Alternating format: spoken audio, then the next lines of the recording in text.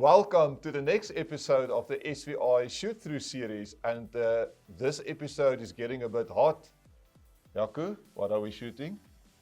Well, if it's getting hot, we probably need to extinguish the flames.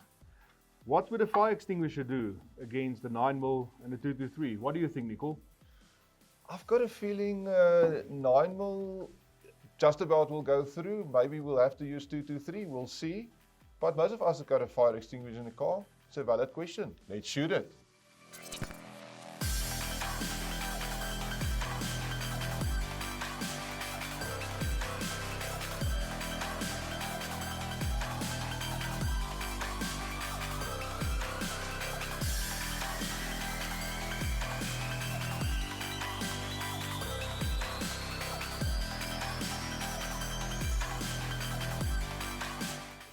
Well, this didn't go well for the fire extinguisher. It's a clean in and out.